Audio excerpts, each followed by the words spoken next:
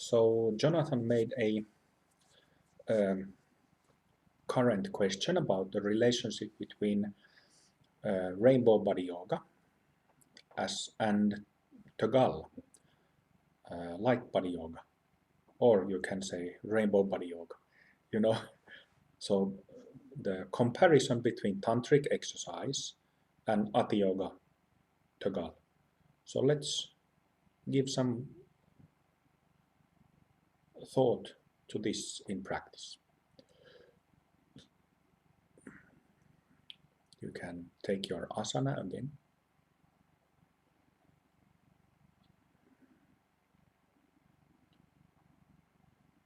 Again, let's give a moment to relax the body in recognition of the basic state.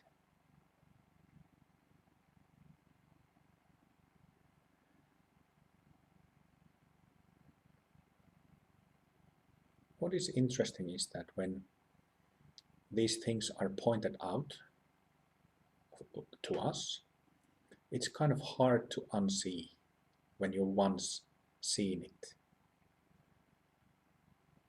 So in the same way, here we have recognition of the basic awareness that is empty, and also that light aspect, both together. Experienced, of course, through and with the physical body.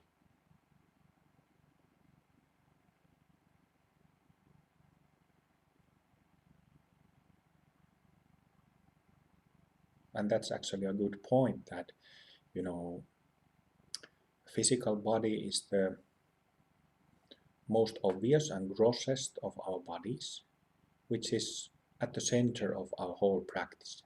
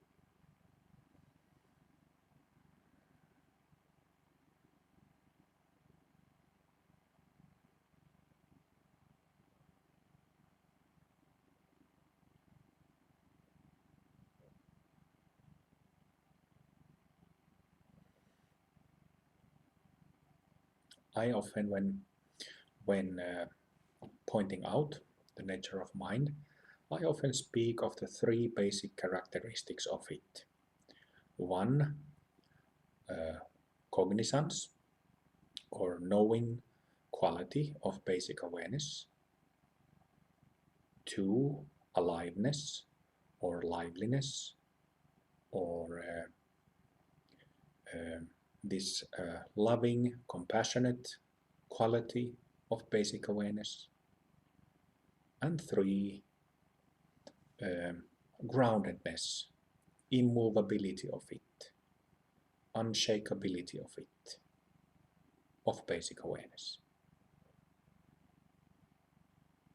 And these three basic characteristics are just three different facets to the same experience.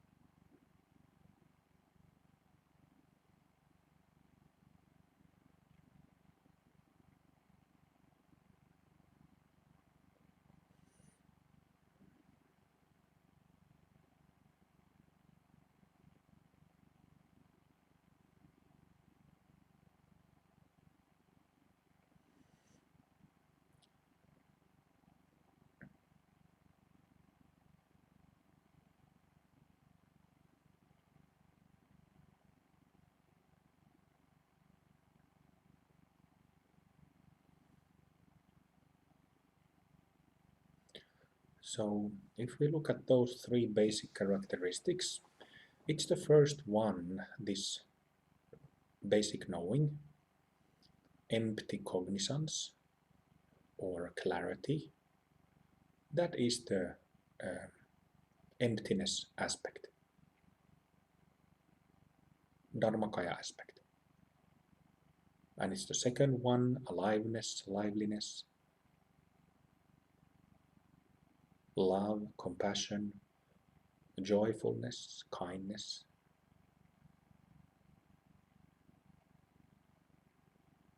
Related to Sambhogakaya.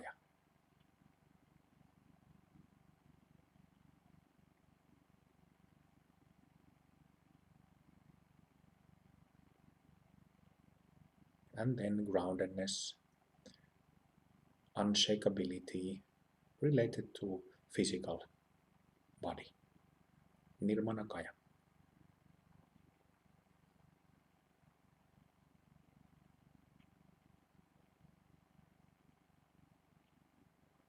And these three are directly associated with three subtle centers in the subtle body that, I simply call Dzogchen centers because they don't store karmic traits.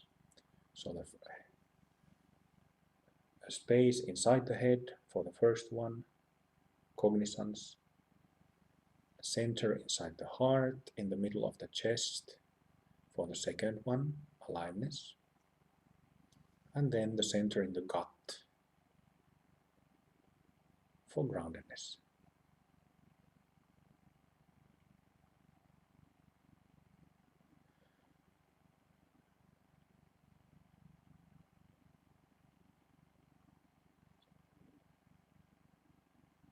But that's just a way to kind of open it up or to explain for practitioners to get started.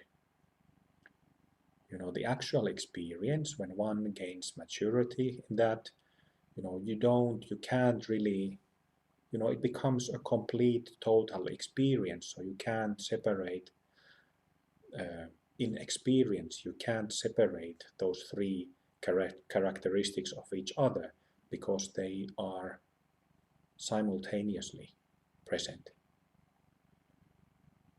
in all of the centers, in the whole being, in the whole body.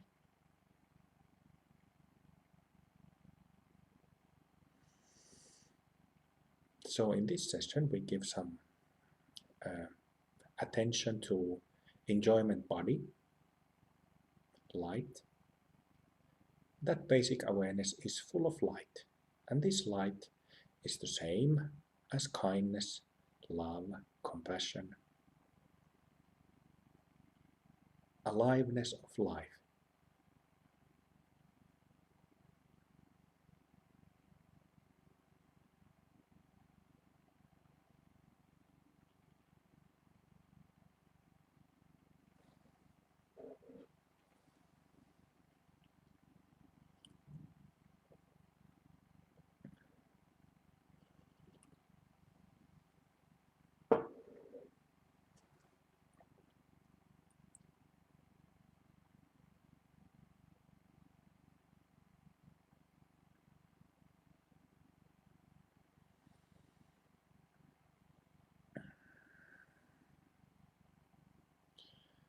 So now, it was briefly mentioned Taoism and one of excellent basic meditations in Taoism, smiling.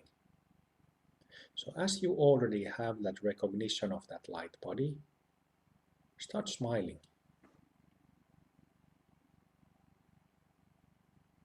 And see if it directly is an expression of that enjoyment body.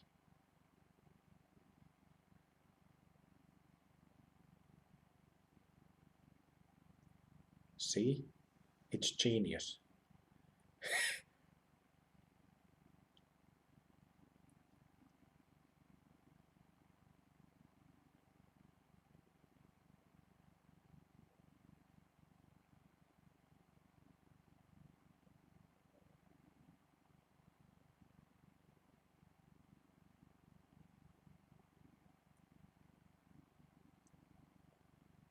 So I think it is, you know,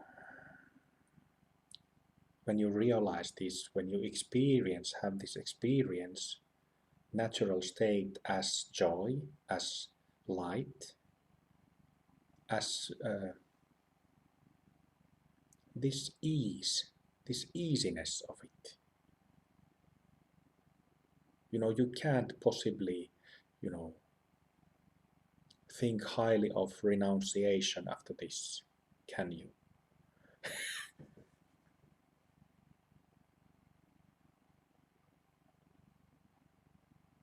Our natural state has pleasure in it, joy and pleasure.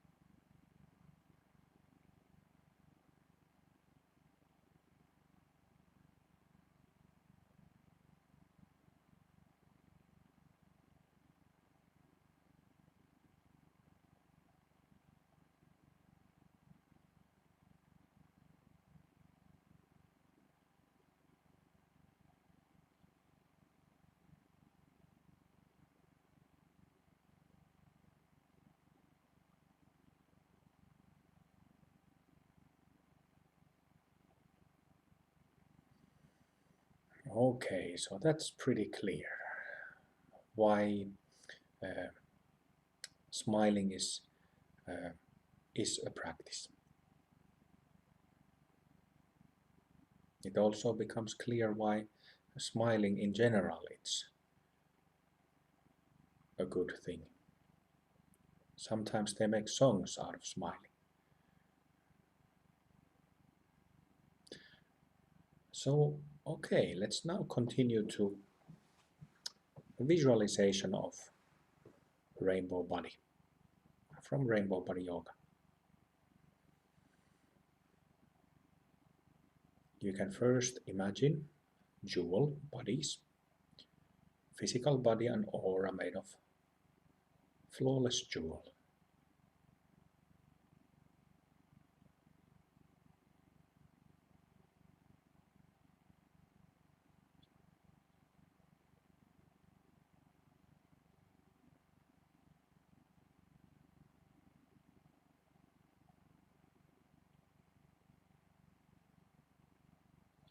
You can instantly feel, when we haven't yet introduced the colors, you can instantly feel that when there's only the pure jewel, transparent jewel, it,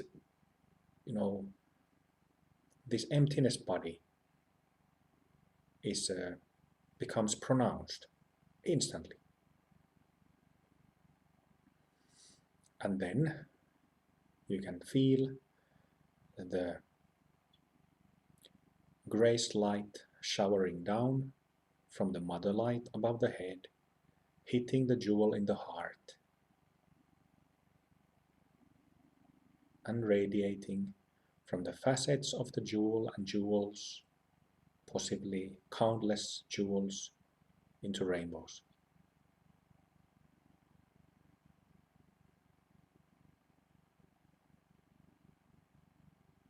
Bright, light colors and pure colors.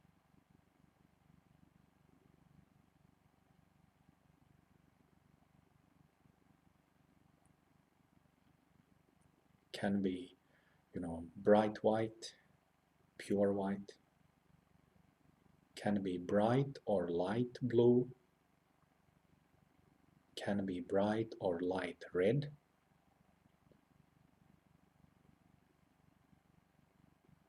Like pink, intense pink or very light pink. bright or light, green. Same with yellow. The whole aura, full. Also the body, full. Radiating even beyond the edge of the aura.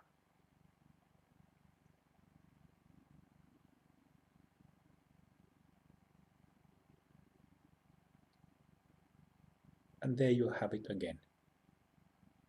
Experience of the Sambhoga by body. Enjoyment body.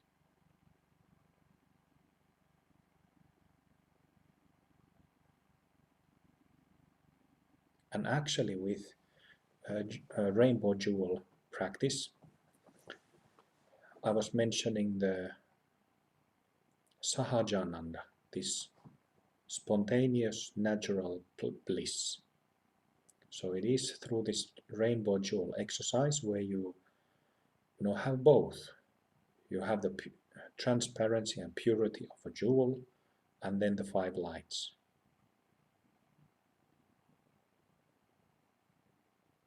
It's very bright and clear, but also full of light, full of joy and bliss.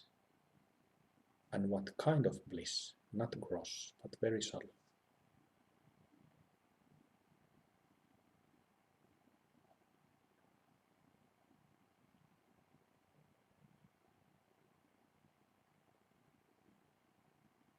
So here we are using a simple yet excellent tantric exercise of visualization to emulate both Dharmakaya and Sambhogakaya, relating to their corresponding attainments.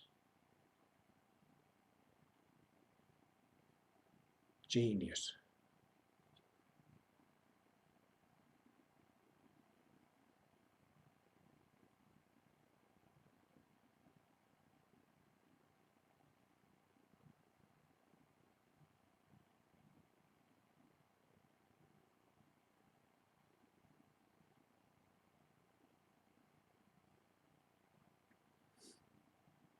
It's kind of like doing this tantric exercise, doing this emulation. It's sort of like making fire with flint stones.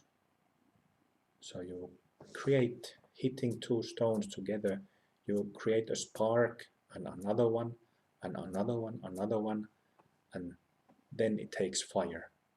Fire is created that sustains itself.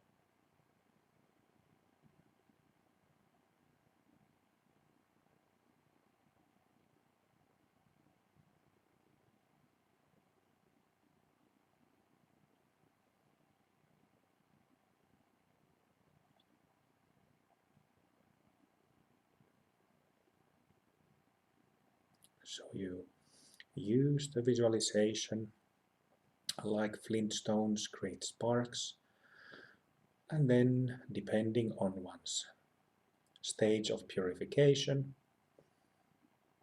it begins to sustain itself, lasting shorter or longer periods. And then when the experience is lost, the samsaric mind kicks in again, more or less, then you use the technique again. create sparks again.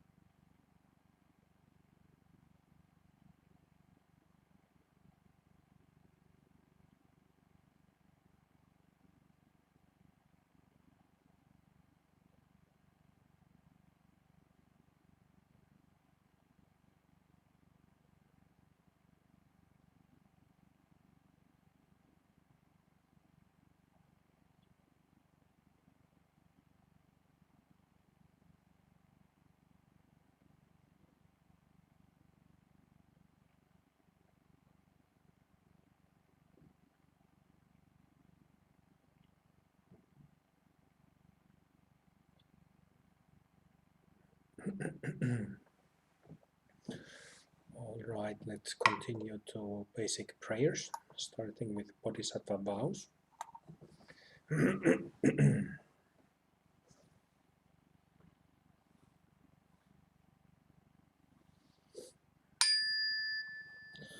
I vow to liberate all sentient beings. I vow to end all self-based confusion. I vow to exercise the Dharma that frees. I vow to attain the great perfection. I vow to liberate all sentient beings. I vow to end all self-based confusion. I vow to exercise the Dharma that frees. I vow to attain the great perfection. I vow to liberate all sentient beings. I vow to end all self-based confusion. I vow to exercise the Dharma that frees. I vow to attain the great perfection.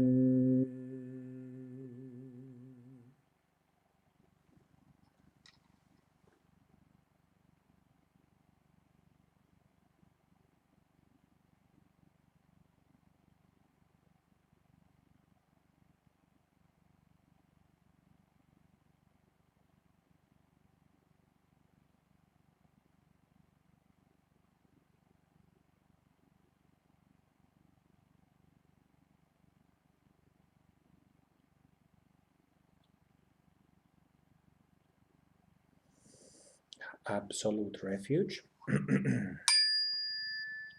I am the Guru. I'm in the Pure Land. I am the Buddha. I am the Dharma. I am the Sangha. I am the Guru. I'm in the Pure Land. I am the Buddha. I am the Dharma. I am the Sangha. I am the Guru. I'm in the Pure Land. I am the Buddha. I am the Dharma. I am the Sangha.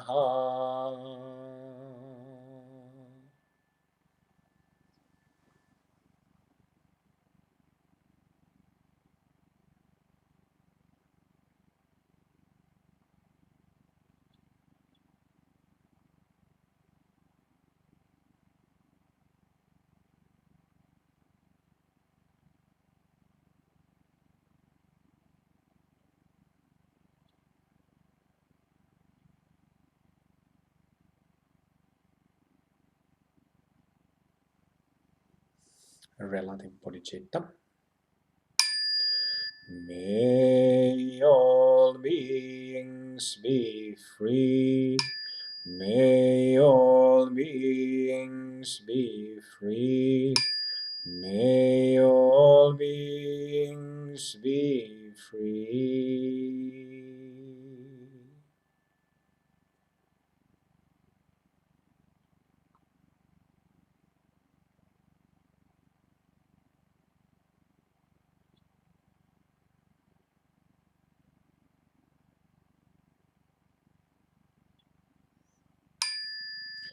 All beings are free. All beings are free. All beings are free.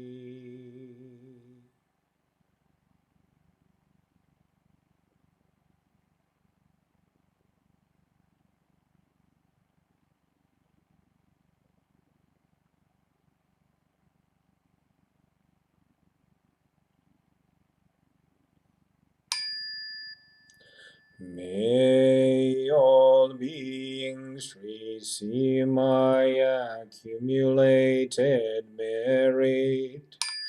I dedicate the merit to the refuge and to all sentient beings.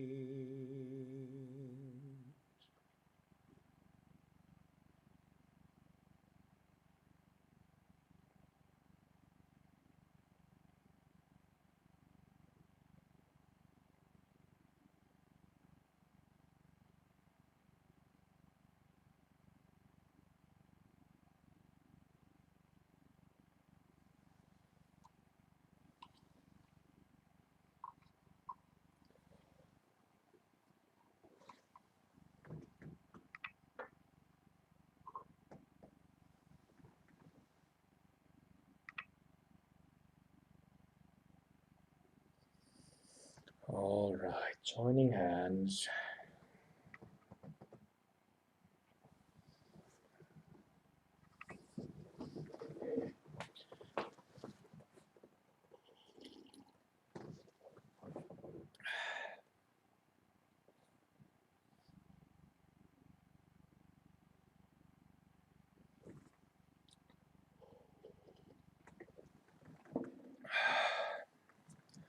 Feel free to share.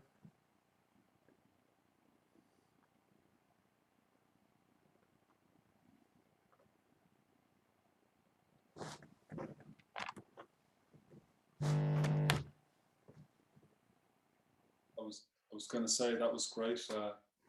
I found when we moved from the Thogal into the diamond body visualization, it really enhanced the effect, the practice, and felt like when I do Thogal, I kind of feel it more in the head for some reason because it's more visual, but it sort of brought it into the whole body, really embodied it, and it became a lot deeper and stiller. And then so that when the rainbow visualization came in, I could feel it, throughout the body. I could feel it, breaking up karmic sort of knots, and really, yes, it was really, really good. Yeah. Yeah.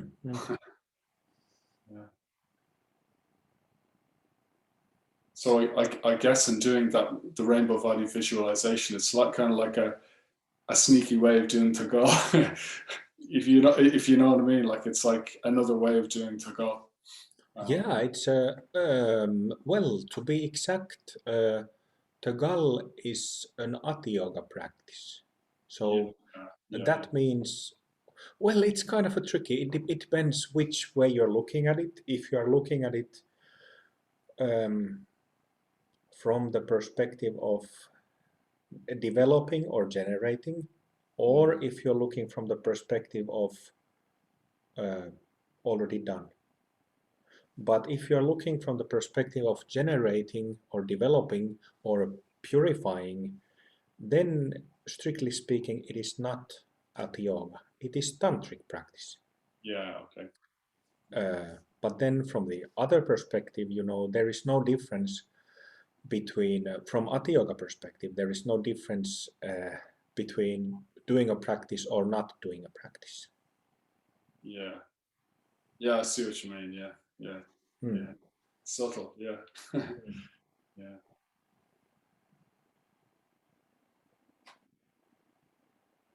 And like I think I mentioned it in the in the introduction of preliminary practices booklet that when we get to that, well, maybe we have an insight also, but when we get to that stage of not needing to do anything anymore, and we can have, of course, have glimpses of that until getting there, you know, then we can understand that all those tantric exercises, mantras, visualizations, mudras, they are not, well, they, in a sense, they are means of getting from samsaric state to Buddhahood.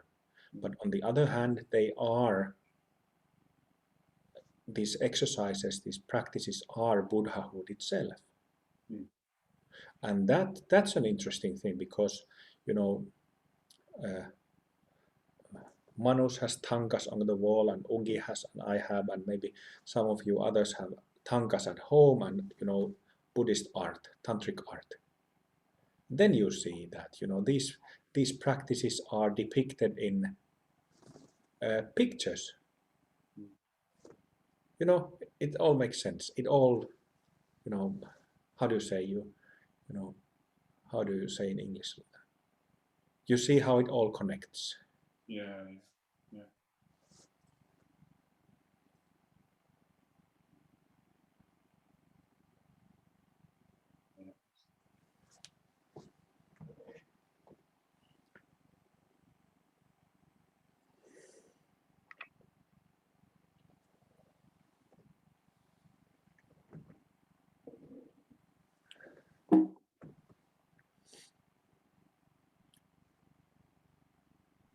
So, okay. I recently read the Sambhogakaya referred as the body of unobstructed self-appearance. And I, even though it's a very technical term, I want to relate that to the experience. This got very, very clear, and I'm very, very thankful for the session we just did, because this unobstructedness got so much clearer from this aliveness aspect, that in the appearance itself, there is nothing hidden, there is nothing overlaying anything else. It's just in this evenness, this even, pleasure, this evenness of appearance, this thin, so soft aliveness. I think this will very much enhance again my practice, because I got this crystallized out very, very much in this session, especially with the smile. Somehow this was connected to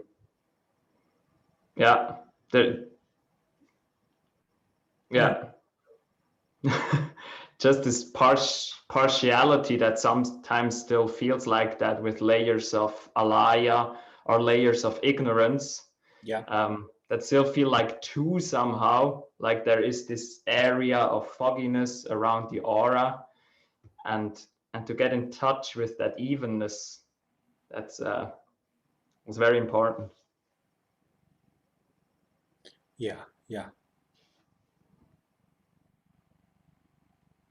And it's an interesting thing, because in traditional Vajrayana, they speak of 4 different kinds of empowerments. And direct introduction to Ati Yoga is the highest type of empowerment that a Lama can give. And it's also practice-wise, also that's an highest type of practice, because every time one recognizes oneself as a Buddha, there is no higher empowerment than that. There is no higher practice than that, because that's where all the confusion ceases. Confusion regarding all phenomena ceases. But that word empower, getting empowered, is really interesting in this sense, because and especially when we look at from the perspective of emptiness body and light body, you're not only seeing, you're not only living in, we have thoughts and ideas happening in our mind, right? So these are no longer merely transparent,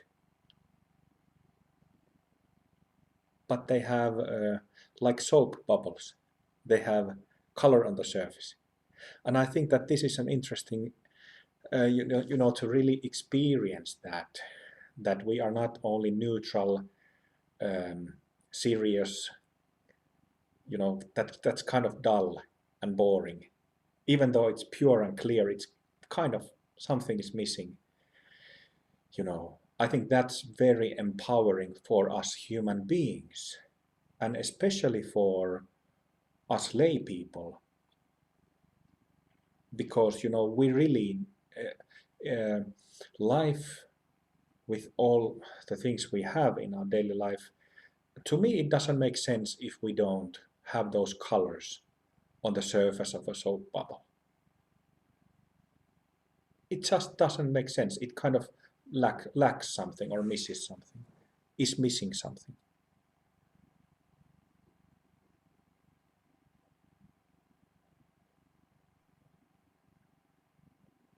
Yeah, just on the color point, the colors, the rainbow colors were so bright, really deep,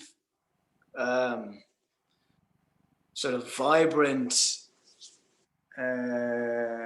more than I've experienced before during that session. Like in my rainbow body yoga sessions, getting the rainbow light to spread out the aura, but the colors were coming out very, like the just deepest of blue was just very purely sort of just spreading out, you know, but it was very very bright, very bright. Yeah. And I had some quite a lot of rising energy from the central channel, it seemed, a bit of pressure at the same time. But no, that was wonderful. Thank you. It was worth coming. Yeah. What else would you be doing on a Thursday evening? Yeah.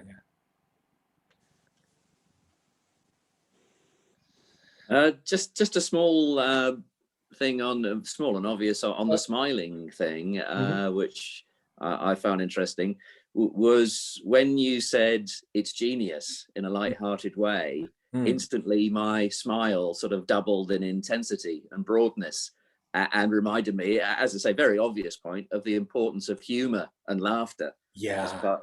As part of the smiling. Yeah, I almost mentioned it, you know, the phrase that, you know, Frank Zappa was this American composer and musician who made fun of a lot of things. And he has an album or a song, I think it's an album, called Does Humor Belong in Music? So I remembered that phrase in my mind, and I almost mentioned it, that does humor belong in spirituality? Does humor belong in Dharma? You know, and if it doesn't, you know, I'm not interested.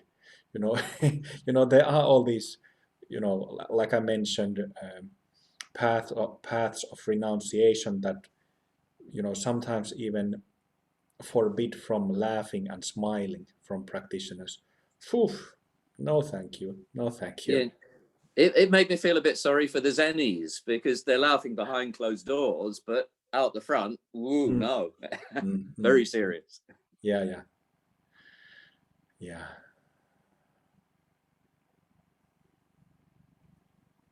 I just had the thought that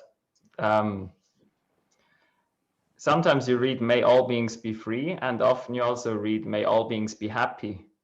And like the Dharmakaya aspect is like the freedom aspect, free from suffering, free from delusion. And this feels like, may all beings be happy, may all beings also reach the promised land and get the fruit, the juice. Yeah.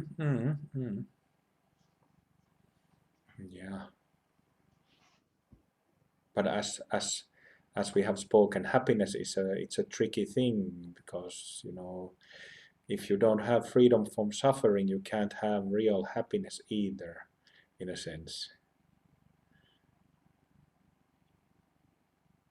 I'm joking a little bit, you know. Even though it's true, I'm joking a little bit.